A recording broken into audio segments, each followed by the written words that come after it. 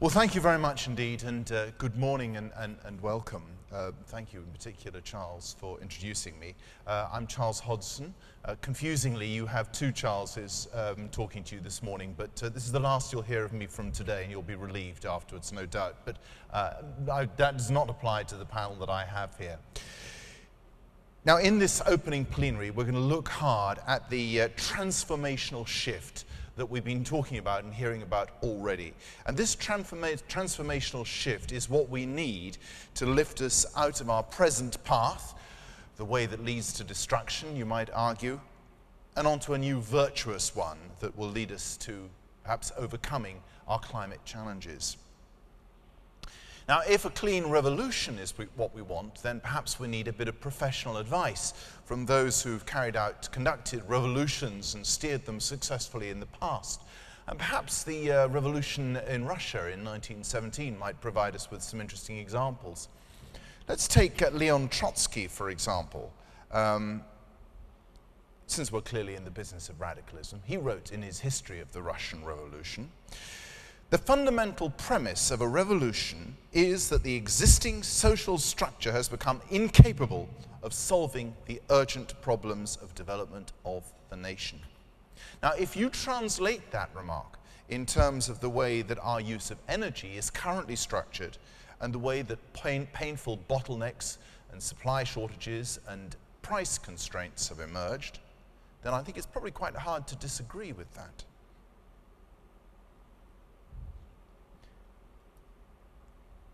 In this session, I hope that we will tackle at least 5 key questions. First, what will be the forces that will drive this clean revolution? Second, why has progress been hesitant of late? Can it be speeded up? Third, we are still in the middle of a prolonged financial, economic, and I know one or two of our previous speakers will agree with me, political crisis at the moment, a crisis of political leadership. We heard about the political deadlock in the United States, for example. Does that put this clean revolution on hold? Can we even afford that? Or is the clean revolution part of the solution to that ongoing crisis? Then, of course, there's the eternal question of what should be the respective roles of business and government in all of this. But fifth, is there nevertheless a danger that we're over hasty, that we take decisions which have far-reaching implications and which we then regret because we looked at the wrong technology, let's say? I'm going to leave it to the panel. Trotsky's erstwhile ally, Lenin, said in his famous "What is to be done?" that we must have a committee of permanent revolutionaries. Well, I can't offer you that this morning, but I do have this panel here with me, and I think they're eager to provide the intellectual and practical input that is needed to kickstart this clean revolution. So let me introduce the panel from your left, and this is in alphabetical order of last name, in case you're wondering whether there's any kind of pecking order involved. Richard Evans is president of PepsiCo for the UK, Ireland, and South Africa. With brands like Walker's, Quaker Oats, Tropicana, and Simba under his wing. Sir Stephen Gomersall had a distinguished career at the Foreign and Commonwealth Office here in the UK, or representing the UK, I should say, and is now the Group Chairman for Europe of Hitachi. Mark Kenber, you already heard from, and he's the CEO of the Climate Group, and he explained what that was, a group of linking business and political leadership. Speaking of political leadership, Stuart Stevenson is currently the Scottish Minister for Environment and Climate Change and has previously been Transport Minister, has been Minister for most of the past 4 years, I believe, in the Scottish Government. And on my immediate left, or my immediate right, I should say, to the left as you look, is Jerry Stokes, who is the President of Suntech Europe, which you obviously, if you're sitting in this hall, you will know what Suntech does in terms of the technology that it is subscribing to this revolution. Now, just a word or two in terms of format. I want to get you involved as quickly as I can. I also want to finish at 11 because I know that that half-hour opportunity for networking is extremely important to you. I want each of our speakers to get the ball rolling in 2 or 3 minutes. We'll then start a bit of a panel discussion, and I want to bring you in as quickly as possible, preferably within the next 25 minutes or so. So if I could just ask you perhaps, Richard, to get the ball rolling from your point of view. Okay, good morning everyone. Thank you for that introduction, Charles. You talked about intellectual to practical. I'm going to very much stick with the practical side of things. So what I want to do is bring it down from the macro level to the micro level and talk a little bit about what and the reasons PepsiCo is interested in sustainability and me personally. Talk a little bit about our journey and what we're doing. And I'd like to finish off highlighting a couple of areas that we need help and support on, things that are necessary for us to continue on our journey. So I'm sure many of you would actually be surprised if I said that PepsiCo is actually a business that we think of ourselves as one of agriculture. Because essentially we take potatoes, oats, oranges, apples, and put them into our products in the ones that Charles has just talked about. And the challenge is, as a commercial enterprise, we have to grow. And we've been growing over the last 3 or 4 years, something like 15%. We've actually made 28,000 million kilograms of more products than we did in 2007. Yet at the same time, we've been able to take 4,000 metric tons of carbon dioxide out of our program, and we've also used 30 million litres less. We've also saved a lot of money in doing that, both in the UK and across Europe. And it's that intersection for us as a business between what makes economic sense and what makes a sustainable business model for us that we call performance with purpose, and is something we're truly embedding into the way we do our business. And if I bring it down to a practical level, I'd like you to think for a minute about a great British potato. You know, making a crisp, Walker's crisps, for those of you from the UK, it's pretty simple, really. You take it from the field, and that's about 1/3 of our entire carbon footprint. So how do we get that down? Well, against the things of collaboration and innovation that we've heard, working through universities and collaborating with them and putting very simple devices in the soil that help only fertilize when the tubers aren't growing, only water when the weather forecast says it's not going to rain. They're pretty obvious and pretty simple, but they're very hard to do. And businesses need to learn to collaborate, and universities need to learn to collaborate with business if we're to change that progress. And on the back of that collaboration, we've actually committed to a 50% reduction in the amount of carbon footprint, the amount of water we're using in 5 years, which is a pretty aggressive goal for us, and it's not easy to do. The second thing, if you think about making a crisp, so you take that potato, you wash it, you peel it. As you peel it, you create starch. In fact, as you slice it, you create even more starch. Well, why couldn't you convert that starch actually into the packaging that you put the crisp in? And then when you cook it, you've obviously used water to wash it, you've obviously used water to peel it and slice it and to lubricate. Yet, what you're really doing when you're making a crisp, you're cooking it, you're driving off water to make it nice and crisp and crunchy, and yet the potato is made of 80% water. So why couldn't we just turn the water off and capture the water we use in making that crisp? And that's part of the commitment that we've made to say that by 2018 we want to be able to turn off the water mains. And those are practical things that PepsiCo is doing, and I've used one example, which is the potato, to try and illustrate that. And when you use something like 350,000 tons of potatoes in the UK, from 350 farmers, many of who've been working with us for a number of generations, that's something that we're very passionate about, not just because sustainability is good for the business, but also it is about ensuring we have a sustainable business in 10 or 15 years as water patterns across the UK change, and the areas of water stress are ones in which we have some of our sites. So we've set out 4 or 5 goals that are really critical to us. I'm just going to read them out for a second, just so they can be areas that we can talk about later. We've said we want to reduce the carbon and water impacts, I've said, by about 50% by 2015.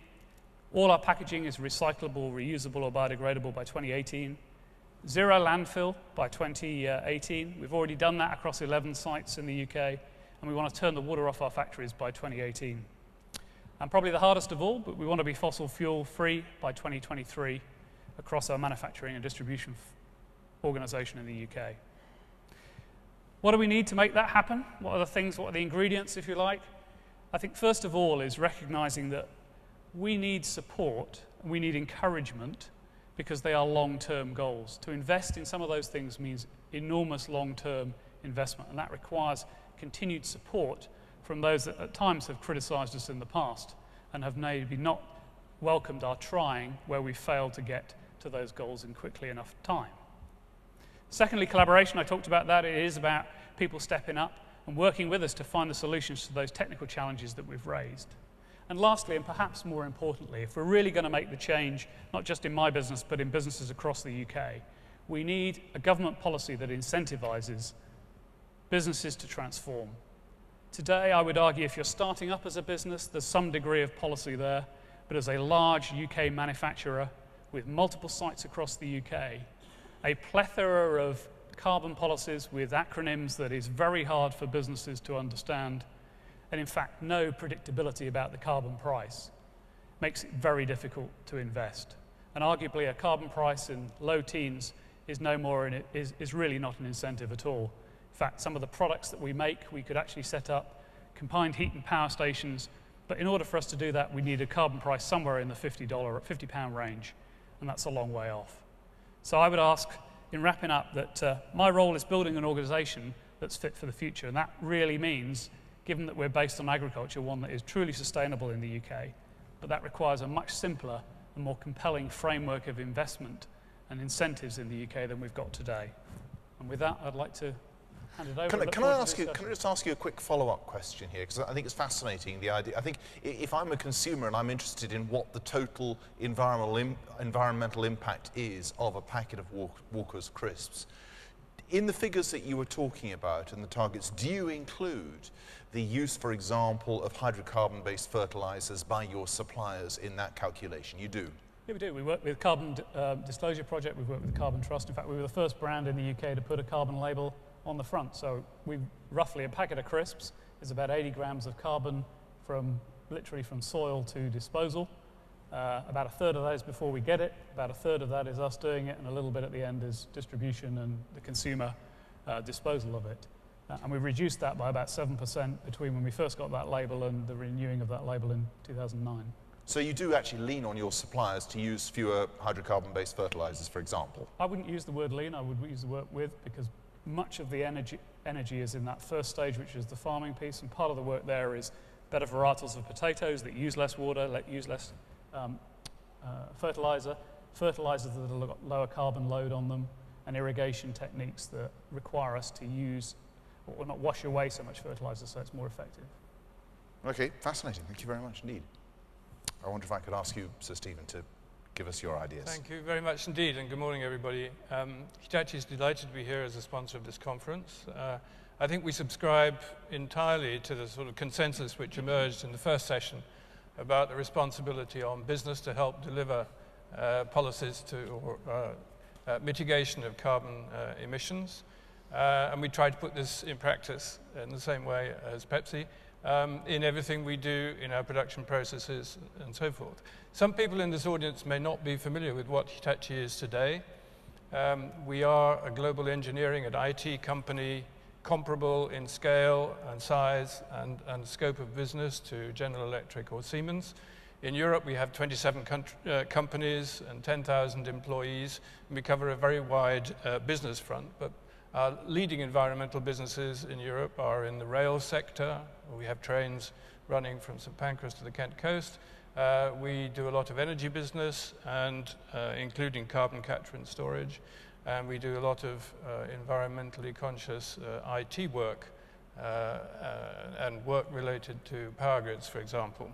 There is a standout there. I hope you'll have a time to look a little bit more at what Hitachi does. But we took a decision of principle back in 2006, not only to move from being a Japan-based company to being a global-based company, but to put sustainable development at the center of everything we did.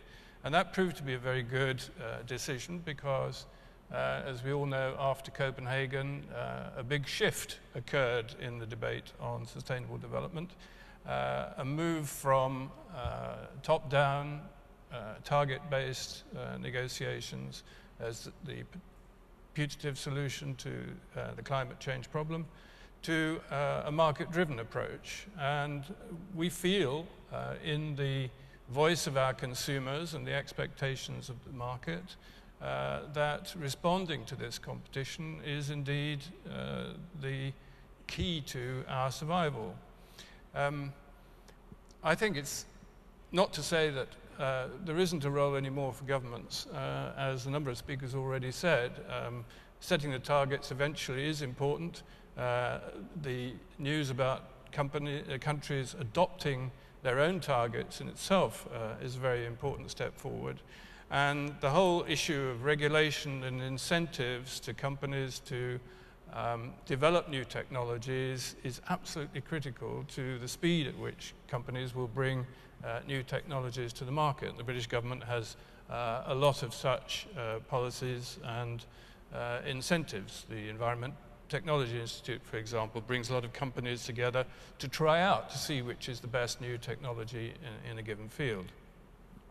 So we think that responding to the expectations of our customers and helping them to meet their own climate goals, their own carbon mitigation goals, is the way that we can make our own business thrive.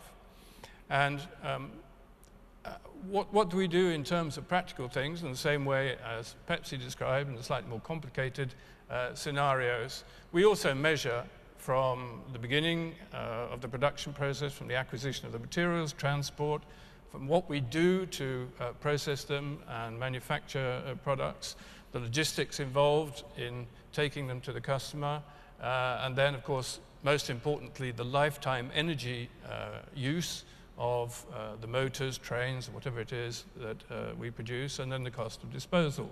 And again, if you look at corporate literature, the annual reports of major companies around the world, you will see that they are increasingly open about this process of measuring the carbon footprint of their products. And we think this is a very healthy aspect of competition, one which we are very much prepared to engage. And then finally, in terms of the products that we produce, we spend the vast majority of our R&D on reducing the carbon emissions of our products. And we deploy into the market in Europe, for example, the high-speed trains which I mentioned, which are light, which use regenerative braking, and which, of course, by being fast and efficient, help to shift transport from the roads to rail, which is obviously less carbon consuming. In the energy sector, I mentioned carbon capture and storage, but in Scotland, for example, wind power is a major energy source for the future. But in order to bring that onto the grid, you need to have control technologies. That's an area where we are specializing. And in data management, for example, we have data centers which can reduce the carbon cost of cooling data center by up to 50%. Those are just three simple examples. So in summary, we are driven by meeting the expectations of our customers and of society around the world, and we think we can create a virtuous circle by making our own growth dependent upon meeting those goals. Thank you very much indeed, Steve. Mark, we've heard from you already, but I gather you've got some other goodies to offer us. Now, I think the two examples we've heard already are just two of a growing body of examples of companies that are really embarking on transformative change.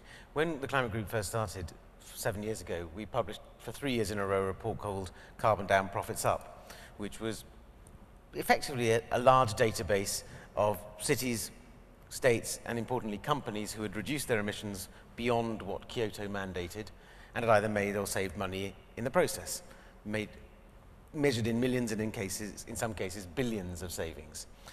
But nevertheless, those targets and the emissions reduction achievements were important but incremental. And what we're seeing now is, despite some of the things the testing times that we've heard about already today, companies that are not saying, or who are saying incremental, albeit what feels ambitious approaches are not enough. It needs to be at the heart of the business. And both the speakers already have said we've put sustainable development at the heart of our business, one of our pillars. And the work companies we work with we hear that more and more, that it's not enough. In fact, it becomes expensive to do a lot of sustainability not at the heart of your business, because then it's seen as a cost, and it's always the first thing to go when times are tough. But if you see sustainability is about the long-term longevity of the business, then it's not something that is a cost, it's an investment in your future. And I imagine that both of you and others would say, would echo that. And we're seeing that changes are already underway. I mean, we've heard this morning about the increase in clean energy investment around the world, that it's growing faster than any other sector, any other part of the energy sector. We're seeing big changes in the transport sector. Tesla, for example, an electric vehicle company, used to have just fancy sports cars, is now delivering a mid-size family saloon, which will be cost competitive with petrol-driven. Tesla's an electric vehicle. We're seeing Better Place, another car company, developing a new model for electric vehicles. And interesting, last week I was with a panel with the government of the Basque Country that has invested in a 50-50 joint venture with an electricity company to put in place a smart charging network for electric vehicles. It's often, and I mentioned that example, and I think Stuart from Scotland will say the similar thing, that it's the partnerships between government and business that are where things are most effective. Not just government putting in place the right policy, and I know in Britain we have a certain amount of allergy to direct government intervention in the economy, but where we're seeing partnerships between government and business, that's where success is happening much more quickly than it would otherwise. And we can see this in other areas as well. All technologies, the gentleman from Hitachi mentioned IT solutions.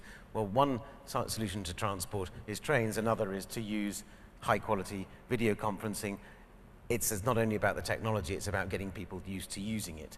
We use it more and more, and I'm now don't find it strange to see a hologram of someone in front of me and talk to them as if they were in the same room. It takes getting used to, but it requires leadership for that to happen. I was going to give an example of a large soft drinks company, but out of delicacy, I'm not going to. But anyway, what we're seeing is that the shifts in corporate behavior are having tangible results. And I think what's really important is for companies like those here today on the stage, but also around, is to really publicize their efforts. It's not an industrial secret, success in a low-carbon economy, but there are those who are leading and there are those who would like to lead but don't quite have the confidence to do so. So I think sort of sharing what works, and events like this are important, but it needs to be sustained, are what give people the confidence. And we've heard the same. We have a large network of sub-national governments we work with, and they've said the same things. Tell us what others are doing, tell us how it works, and then we'll show them how we can do it better. And so you create the green race that we heard about this morning, healthy competition, which drives people forward, but also gives others the confidence to do it. And I think that's probably the heart of it, the confidence for people to lead. Good, thank you very much indeed, Mark. Stuart. Mark's kind of put in my mind an old story of an engineer, a lawyer, and a politician. And they're sitting discussing who represents the oldest profession. And the engineer says, well, God created the world in 7 days. He couldn't have done it without the engineers. We had to be there to do the heavy lifting. The lawyer says, absolute nonsense. Before we came along, there was chaos. We had to create systems, structures, rules within which the engineers could do the job. Politician says, well, of course, who created the chaos? And I think perhaps today we can see that it's time for those who say the job can't be done to get out of the way of those who are actually doing it. And perhaps in too many places around the world, the politicians are helping less and hindering more than they could be. So what is the situation in Scotland? We are a modern country of about 5.1 million people. We represent 8.6% of the UK's population. We represent 9.6% of the UK's tax take. So we punch above our weight economically. We have lower unemployment in the UK, and we have a higher proportion of our population in employment. 70,000 of the people who are working in Scotland are working in low-carbon industries already. By 2020, that figure will have risen to 130,000. That will be 5% of our workforce. £8.8 billion of our economy is already low carbon. By 15-16, that will be £12 billion. Energy efficiency, it will drive out £2 billion in costs by 2020, and in itself create some 10,000 jobs. We have enormous potential, enormous opportunities in Scotland. We have 25%, that's some 60 gigawatts of the potential tidal energy in Europe. We have some 10% of the wave power of Europe. We have Europe's biggest wind farm already. We are a country, 27% of our electricity is already from renewable sources, and by 2020, of the electricity we consume domestically, 100% of that will be coming from renewable sources. We currently export 25% of our energy. That will rise to a higher figure. We will still have non-renewable energy in the electricity source, but it will be moving quite rapidly towards becoming totally renewable. And that is against the background of the government. I was very privileged to take through our Climate Change Act through the Scottish Parliament. We set ourselves a 42% target reduction for 2020. That includes international aviation and shipping. No one else has done that.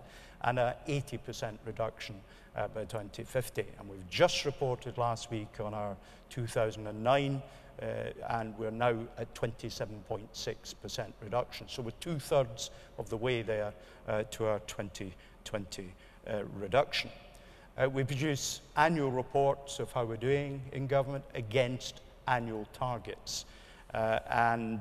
We, I think uniquely in the world, when we produce our financial budget, in parallel with that, we produce a carbon budget, so you can see the carbon impact of all the policies that we are pursuing. So in Scotland, we have the resource to be able to tackle this problem, but we also are doing it. We've heard mention of farming. We have demonstrator farms that are looking at new ways in our climate of reducing our carbon output.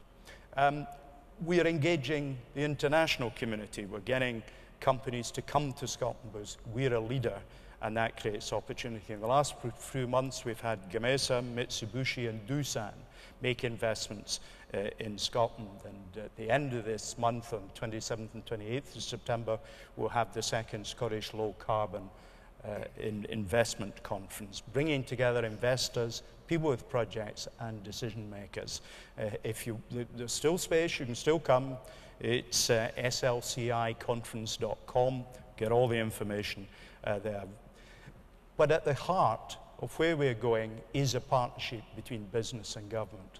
We set our 42% target because in June 2009, Ian Marchant, the Chief Executive of Scottish and Southern Energy, I was at lunch with Ian, and he handed me a copy of Hitchhiker's Guide to the Galaxy. Some of you who are a little bit older may remember that was a very successful radio series. And in that series, they posed the question, this is an act of fiction, what is the answer to the ultimate question? And after 3 million years of computation, the answer turned out to be 42, by which time they'd forgotten what the question was, but the answer is 42.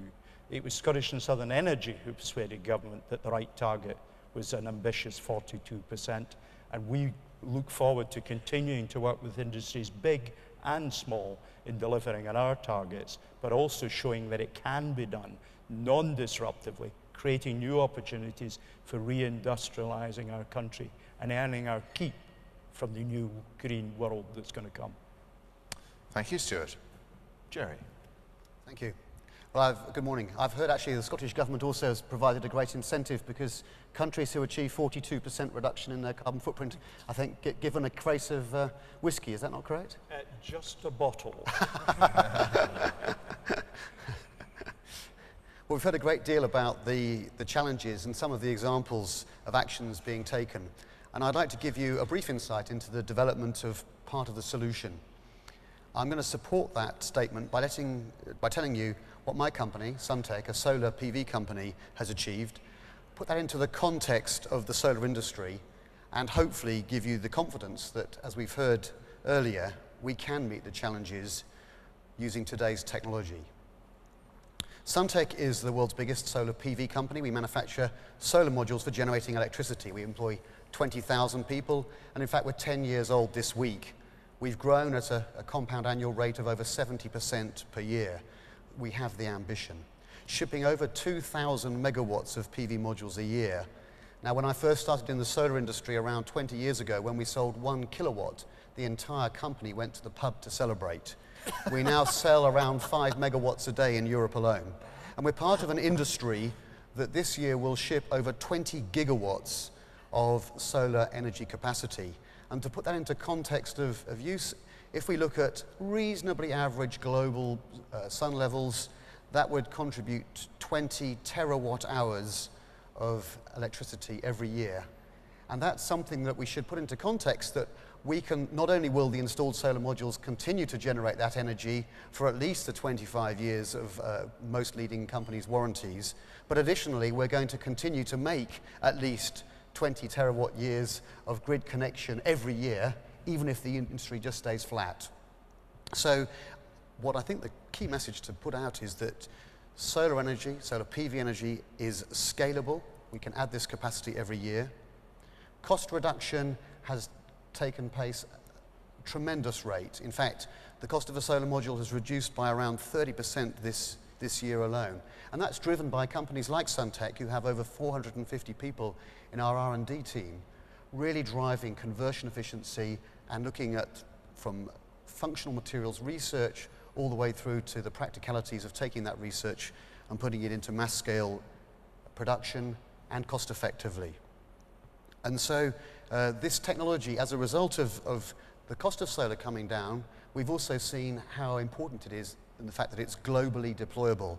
And certainly the least fortunate 2 billion people who don't have reliable energy access will start to become people who can, thanks to the availability of cost-effective renewable energy coming from solar, will be able to overcome the challenges of perhaps spending 30 or 40% of their daily income on oil to burn for lighting, for example. We can see that solar energy has a key part to play in water purification and irrigation, which will help to provide reliable crops, which in turn lead to reliable health, and in turn, of course, for people who are in the least fortunate part of the world, will encourage them to invest in education so they can be self-sustained and self-supporting.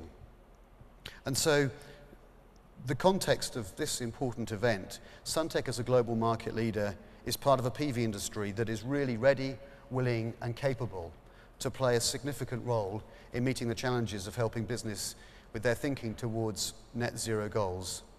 Solar technology today is very much part of the solution that we've heard for the next coming years. Thank you. Well, I think what thank you, Jerry. I think what we're hearing is we've got the technology. Absolutely. We've got some resolve on the part of government, but is there a gap in leadership? I think let's see what I'd like to throw this open to you straight away, actually, and unless anyone in the panel wants to comment burningly on something anyone else in the panel has said. Mark, go on. I'd like to ask a question of the two gentlemen to my right. One of the things that we've found with companies that we work with, those that are public limited companies with shareholders, is that they often have high levels of ambition and they may have leaders within the companies, but echoing what one of the speakers said this morning, the challenges with investors. Privately held companies or companies that are owned by foundations or whatever it may be, are more able to make the sort of long-term strategic plans and, if not ignore, at least downplay the importance of quarterly returns every single quarter. How have you overcome that? Because that seems to me one of the barriers to the sort of long-term leadership type of vision that's needed to drive this agenda forward. Well, I'm not sure that's true. I mean, I think if you look at what we set out in our goals, I mean, we're talking about a set of goals in 2015, we're talking 2018 and 2023 as kind of primary benchmarks. I think any company that makes large-scale industrial investments works on a longer time frame for a set of those capital. I think the challenge is when you have unpredictability of the economic environment and the underlying economic cost of what you're trying to do, namely the carbon price in this one. I mean, I think the volatility in both alternative fuel and the unpredictability and in some ways lack of understanding. I mean, it is an incredibly complex environment looking at all of the policy frameworks. I mean, for a very large business like ours, and we're £1.5 billion in the UK, we can just about figure it out. If you're a small or medium-sized enterprise in the UK, I defy any of those organisations to make their way through, given it's not their primary day job. I mean, CCLA, CPA, CPS, EU ETS, try and work through that. Even if you were to read through the government's newest policy roadmap to a green economy, I think it's very, very hard for you to figure that out and then take that into the capital planning and back to the point on investment. Stuart wants to come in on this point. I really wanted to make the rather simple point that every enterprise can engage with this agenda today, because just by focusing on energy consumption, you can save money. Let me just give 2 examples. First Group Transport in Scotland cut gas usage by 35%, electricity by consumption by 5% in a single year. And that wasn't about massive capital spending, it was simply by fine-tuning processes. Stagecoach introduced eco-driving techniques across 14,000 drivers in the UK and has cut its heating bills by 1/3. So to make a start, every person and every company has an opportunity to make a start. That changes the psychology inside businesses and prepares the ground for businesses large and small.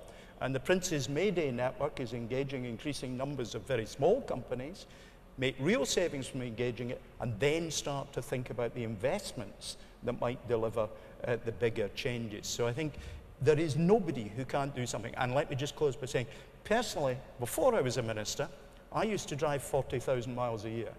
Now I'm a minister and I'm doing a heck of a lot of different things all over the place. In my personal driving plus my ministerial car, I'm now on 17,000 miles a year.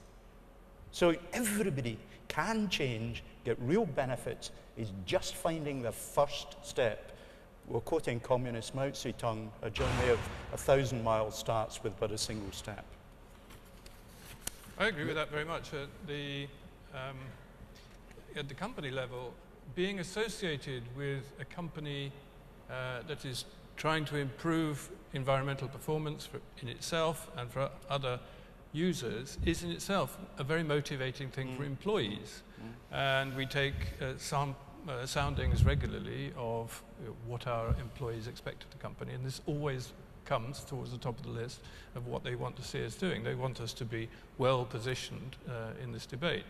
I totally agree that shareholders also support this strategy. But when you come to implement, on the other hand, very big environmental projects, whether it's rail projects or, for example, nuclear power plants or very large wind farms or whatever, you have to do 2 things. One is you have to have an environmental regulatory framework which is permissive and which gives it the right degree of regulation for whatever it is you want to do. And the second is that the commercials have to stack up as well. So you do have to have the investors on board, both from the point of view of the brand image that you're trying to put to the market, but also the commercial viability of the project. And obviously the more complex the project, in the case of nuclear power, it's very complicated because you don't know what the final cost is going to be. Then you need to have very careful calculations. Let's just do one quick round on this particular point. I think from where you've left it, Sir Stephen, I'd like to pick up on the idea that we are in this financial and economic crisis. And you talk about the commercials having to stack up. It's all very well working for Hitachi and feeling proud of the fact that you work for a company which clearly has a vision of the future and is part of creating that future. But these days, actually, it's quite a fortunate thing to have a job. Do you think that the current crisis is a big opportunity that is being taken? I think a lot of us would agree it is an opportunity, but is it being taken? Can you see it being taken? Do you feel that the crisis will do anything other than actually put an impact, slow down this whole process of rising to the challenge? I think on the whole, it's remarkable how since the crisis of 2008 and since Copenhagen, business has kept its foot on the accelerator of developing new environmental technologies. And R&D budgets have not diminished in this area. If anything, people are trying to do even more. So I think that's very positive. I think obviously the availability of finance in the current climate is critical. Last year we had some difficulty because of the shortage of financial backing for the private partnership that we're involved in with the British government over trains. Fortunately, that has gone, and the contract is now within a very short gap of being finalised. So a stable macroeconomic environment, availability of credit is absolutely critical. In terms of political commitment by companies, I think it's as strong now as it ever has been. Okay. I'd like to hear from your perspective, Richard, from a consumer-facing company, because actually, you know, the problem is we're probably in the second leg of this crisis. Yeah, I think absolutely. In terms of the European debt problem hasn't gone away, the US economy is sputtering along, there are now worries and question marks over the pace of growth in China.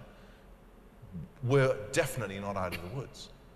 No, and I think I would argue that in some ways for a business in the food industry, there is greater impetus today to look at transforming or reducing your resource use, purely as you were saying, Stephen, in terms of the fact that you're trying to effectively reduce the amount of resources, which is always good when you've got massive inflationary costs in terms of raw materials and commodity increases. I think the challenge then comes is, once you've been on that journey for 5 to 10 years, the rate of pace of change gets smaller and smaller, and then you start to need the incentive to make the transformational change. Take PepsiCo, for example. Right now, we've got gas as a primary cooking approach. To transform that into a renewable approach creates some real physics problems, you know. Electricity is not as good, or using electricity isn't as good as a thermal conductor. Therefore, without a degree of government incentive, without a degree of figuring out how you get through that capital hump, transforming from one form of energy use to another, it needs to move from just reduce to something more fundamental and more supportive. Jerry. Well, Suntec's experience is that entrepreneurial companies are already considering costs very, very carefully. I mean, that's the business environment in which we're working. And for them to take the step towards considering putting their carbon footprint on a much higher priority level is very much about thinking what is government telling them, what are the messages they're telling them, and clearly, as we heard, interest rates are very critical in that respect. But also, when it comes to legislation, I think transparency, longevity, and certainty are absolutely crucial for businesses to make decisions, investment decisions. And what we've seen, just particularly in the solar space, is where governments have suddenly, overnight, changed their legislation. And if you're a company that at the beginning of the financial year made a budget and you recruited some people, and then suddenly you read the newspaper in the morning and the legislation's changed, and you have to go into the office and say, sorry folks, there's no job. I mean, that's not the way to encourage this long-term. But presumably you haven't been in that position, given your rate of growth? We have been able to, certainly the core markets have continued to show underlying growth. And when you look at Germany, for example, the leading country for installing solar energy, they have the benefit of over 25 years of joined-up thinking in terms of their way of supporting renewables. Some of our customers have been in the business for over 25 years, purely as a solar company. There are very few in the UK, for example, who've been around for that long. So it is still coming back to this transparency, longevity, and certainty that's critical for any business to make long-term decisions, whether it's Hitachi, Pepsi, or Suntec. Okay, let's take some questions. I gather there are some roving mics around. I see people springing into action. Thank you. Let's have a question, please. Can I ask the audience a question, since they're not coming forward with it? How many people came here by public transport? Put your hands up. Right, how many didn't? They're brave people, aren't they? Aren't they just? I mean, it's actually quite interesting. London has 35 cars per 100 houses. Beijing now has 60. tells you a little bit about what's happening in the world. London's probably got it right, and Beijing probably hasn't. Right? Well, Come on, is that time enough for you to think about, oh, that we've prompted somebody to come up with one? You would only need to look out of the window in Beijing. If you can see as far as the road and see how full it is, then I think that will probably explain tell exactly the same story. I can see a gentleman there with a hand up. There we are. Hi, thank you. Anthony Cleanthus from WWF. I'm interested in the whole question of externalities because in the day-to-day communications and work that I do with business, it's obvious that while these externalities exist, you know, the inadequate price for carbon and the fact that pollution is free and oil is effectively free, within that marketplace, investments in becoming greener and improving one's carbon intensity have to be justified by things like building the brand, building consumer trust, you know, all of these other very real things which add to the value of the company. But it really is pushing a very heavy rock uphill when all of these extra costs are placed on businesses that want to be greener. So I was very interested in Mr. Stevenson's description of what's happening in Scotland. Those sound like very encouraging targets, although still short of what WWF believes is going to be required to keep us below the 2-degree sea level, which is, you know, in industrialized nations is closer to 95% reduction in carbon emissions. But clearly, you know, renewables is the key here. And often you hear countries saying, well, we can't sign up to this because that puts us at a competitive disadvantage, against our other countries around the world. And we're told that this is the reason why there has been a massive failure at the global level to create effective, well-regulated, legally binding carbon markets. And I wondered what your view on that was. Has Scotland, or do you expect Scotland to be placed at a competitive disadvantage because of these higher targets? Do you want me to respond, Charles? Please do, yeah. No, because we're seizing the opportunity that's created through the creation of a low-carbon economy and a demand for low-carbon technologies around the world. We expect this to be a very positive outcome for our economy. We represent 1/700th of the world's emissions, so we certainly ain't going to solve the problem on our own. Think of China. China, you know, in Europe, we haven't a single carbon capture and storage system working. In China, they have 7.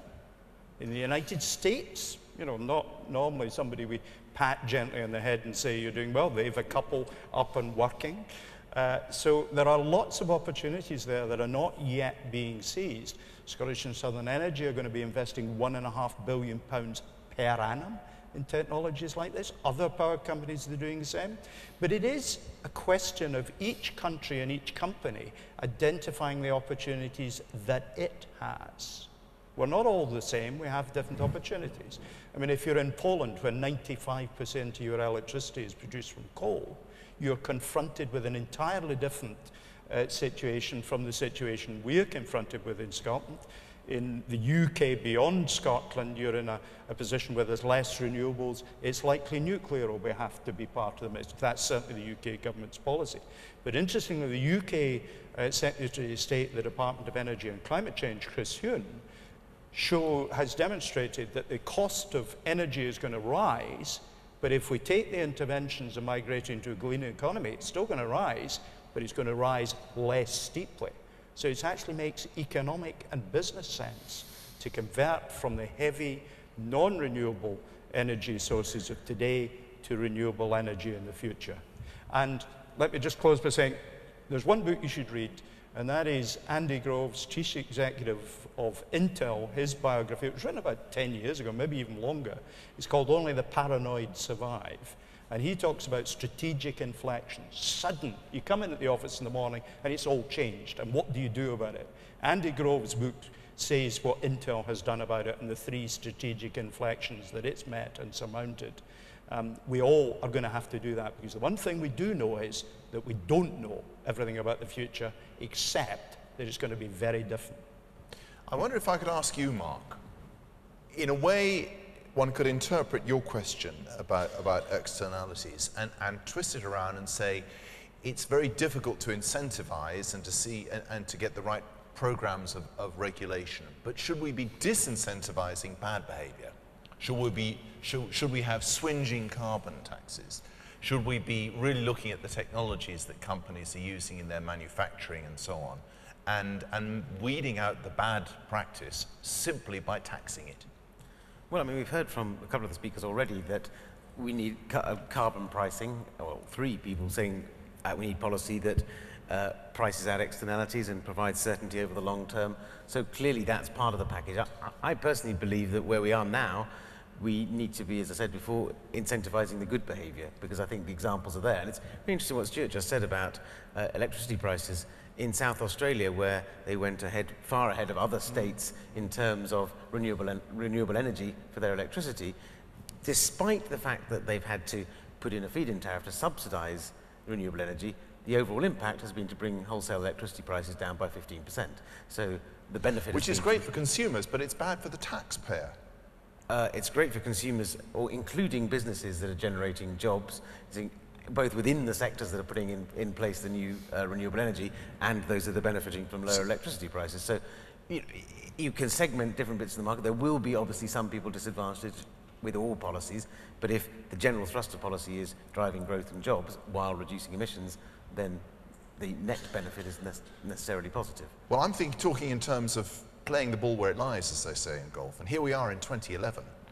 The fiscal climate is such that incentivizing is actually a great deal less attractive than disincentivizing. You'd much rather hike the taxes on the people who are doing bad things than give a tax break to people who are doing good things. Stuart? Can I come in? I think underlying your question is a misapprehension. You need 3 things to make all this work. You need investment, you need good projects, and you need stable policy environments within which to make these investments, which very often have 10, 15 years before you get into getting a return. The reality is there's plenty of money out there. What we're short of, actually, is good projects into which to place that money. And secondly, there are too many short-term changes in government policy. I mean, in Scotland, you know, a previous energy industry and oil, we suddenly saw the UK government come along and change the tax regime. What have we seen? A flight of projects around the world to other jurisdictions in the oil industry. You need long-term stability, that all governments of all political persuasions say, this is what we're going to do. I mean, come on. I've set in the bill I took through Parliament a target for 2050 of 80% reduction. Now, that's a long-term target. I'm going to be 104 in 2050. Let's take another question. No, I'm just pointing to the arms. Hands are beginning to appear. We're provoking Good, okay, them. let's take a question. The gentleman right at the back in the white shirt. Andrew Reingold, Executive Director from the Aldersgate Group, which is an alliance of leaders from business, politics and society that drive action for a sustainable economy. The panel's talked a lot about the importance of partnerships, and Mark in particular emphasised the need for government not just to set the policy, but also to work actively with the private sector. I was wondering if the panel had any particular examples of this kind of collaboration, and whether you thought that the government needs to intervene in targeted sectors in order to drive the green economy.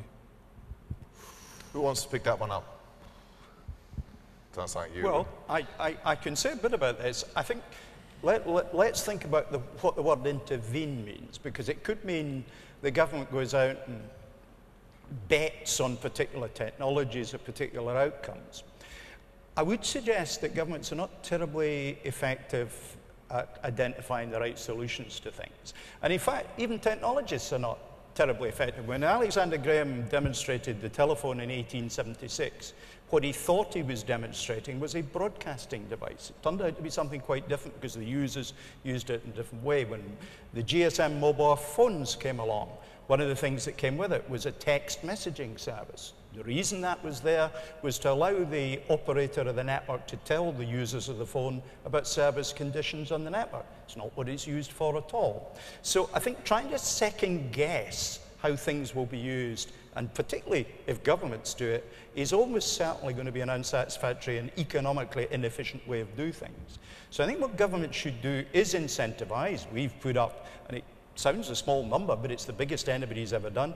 £10 million is a prize for a 2-year demonstration for tidal energy. It's attracted huge interest from memory, about 25 countries across the world. You know, that's a positive engagement, but leaving the resolution of the techie things and the things that other people are better at than government to those people who are going to be better at it.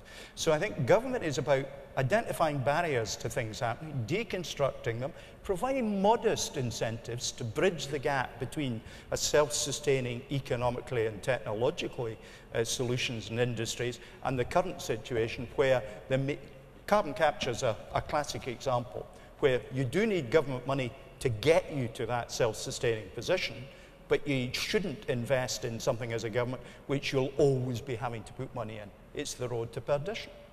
Okay, thank you, Stuart. There was a quote there, more or less in the middle. Again, a gentleman in a white shirt. Yes. Hi, Nick Droy from RSPB. A question primarily, I guess, for Richard Evans, first and foremost, but I'm sure other members of the panel may have an opinion. And Richard, I was interested, have you found any win-wins for the way you're reducing your carbon impact through your products? Have you found any win-wins with restoring or caring for nature alongside that? And if so, what were the business drivers and the business benefits of having that approach? Talk to me a little bit more about what you mean by caring for nature. So in the example you were mentioning potatoes and your potato farmers. So clearly as land managers, they have a range of decisions to make about how that land is managed, part of it driven by your requirements as the buyer. So those practices can either benefit and look after nature, or perhaps in other circumstances help deteriorate or harm nature, so wildlife, biodiversity. So I was wondering, in your drive to reduce your carbon impacts, whether alongside that you're also able to realise win-wins for nature as well. Let me just put a bit of context on that, just to explain the organisation from which the question is coming. That's from the Royal Society for the Protection of Birds. So clearly that's self-explanatory, but I believe you're right. You have the largest membership of any charitable organisation in Europe, is that right, or in the world? Yeah, in Europe, yes. So we have over 1 million members and growing. So essentially, in terms of a lobby group for nature, hugely important. Sorry, just for those who maybe not from the UK. I'm not sure I have really much to add to that question in reality.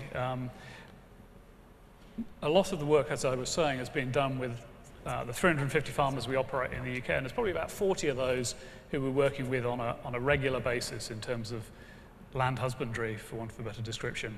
And most of those farmers have been there for multiple generations, and I think what we've learned from that is an awful lot in terms of what we're trying to do on biodiversity.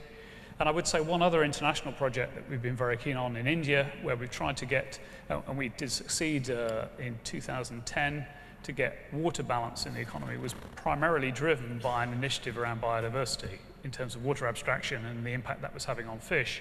As an industrial group, and a group of companies came together, and effectively now, with work we've done, believe it or not, in terms of technology lead on rice planting, that's enabled us to get to a water balance for our entire business in India.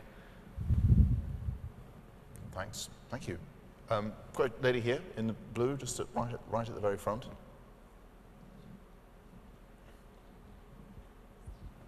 Thank you so much. Angelina Gulitova, World Council for Renewable Energy, and I'm also one of the chairpeople of the California Independent System Operator, so we operate the grid. I have a two-part question. One is the role of government in terms of standards and the future, and how, for instance, based on safety or environmental regulations, you could have a standard that requires building integration of renewable energy, zero energy homes, plus energy homes, how that would help technologies keep government out of exactly prescribing what should be done, but give industry the chance to innovate and come into this sphere. And also, when you look from a technology point of view, whether it's the companies or whether it's government, we're in the process with this paradigm shift in energy, whether you call it the TLC, the feed-in tariffs, of breaking down the silos, of where we're seeing generation, transmission, and operation, all of a sudden from being very distinct industries corresponding with each other. Smart grid coming into the operation, smart grid coming into the home, transportation sector, and electric vehicles coming onto the grid being storage technologies as well, because now you can call on the electric vehicle in peak demand and have that battery become a part of your grid as a grid operator. So it's becoming technologically difficult, and it's becoming a new breed of engineers and technologies that have to come into the sphere of our businesses, our lives, our technologies. And I wonder where you see the cross-section of government and technologies in the challenges that this presents in breaking down silos and creating this new paradigm that we're moving into. Can I ask for a relatively brief answer? Well, brief answers from the two of you, and Jerry as well, actually. So three brief answers, please. Stuart, then Stephen, then Jerry. Almost the first thing I did when I became a minister in 2007 was establish a panel which produced what is now known as the Sullivan Report into buildings. And we drew people from memory from Austria, from Denmark, and from Finland to come and be part of that panel. And there's no question that government can play a role by taking that sort of action. And it is driving policy, and it's informing what private business does.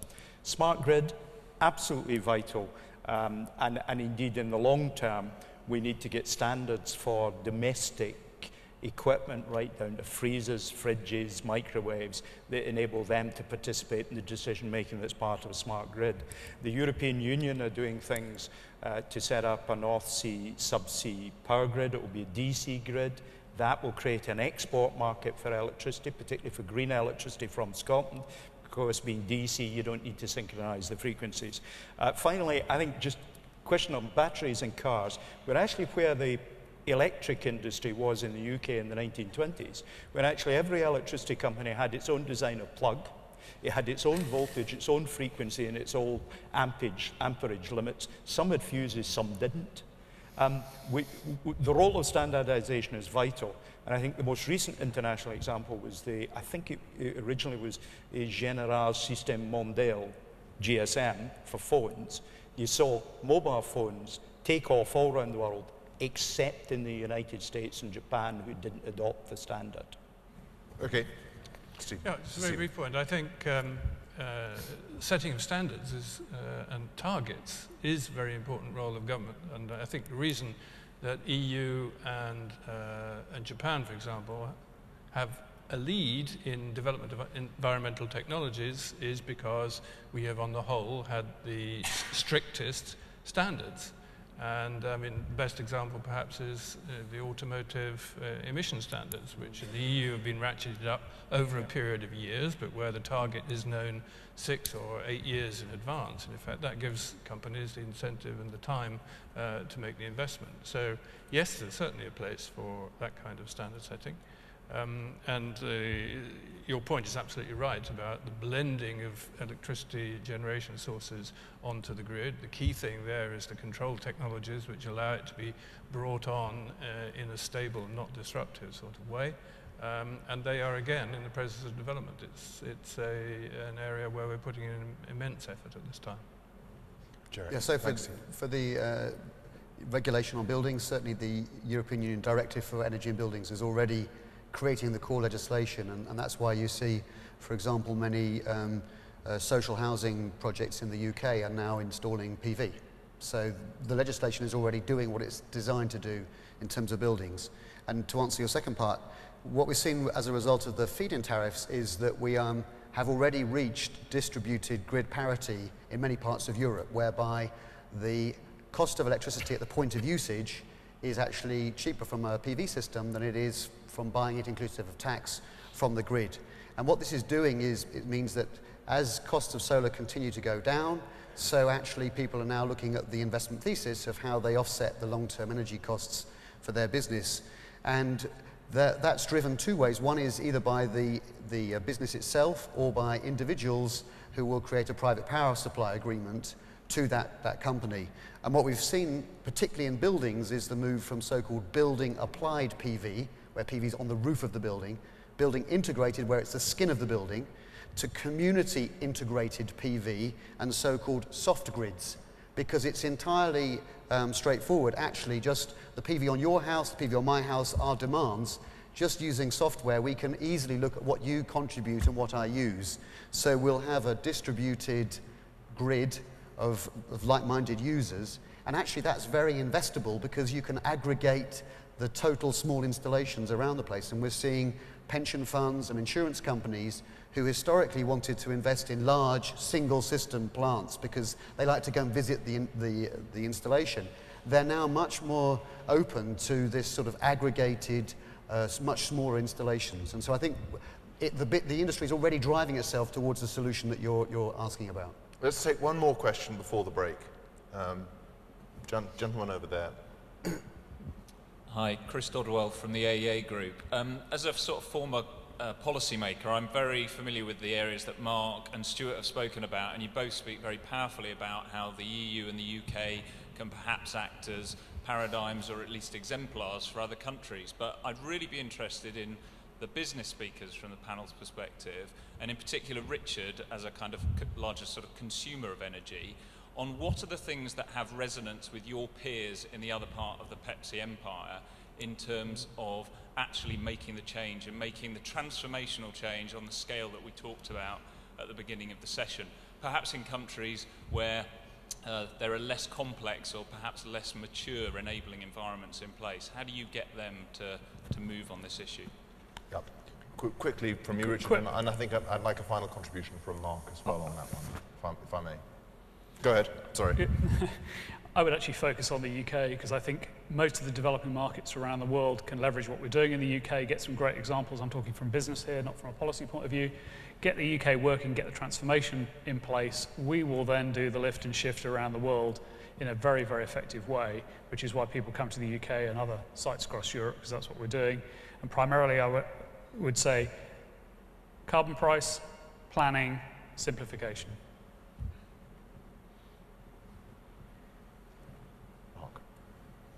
Well, I would agree in terms of in the policy side of that. I think from companies that we work with, and this is obviously a slightly contentious issue, that what the partnerships between government and business look like, and we're not going to go into be able to go into huge amounts of detail here. I mean, there's obviously one side which is just that policy certainty, but there are examples that we've seen from cities and state subnational governments around the world where those kind of partnerships can be much deeper. And I agree with this, the idea of avoiding picking winners, but often the basic infrastructure will not be provided by the private sector alone.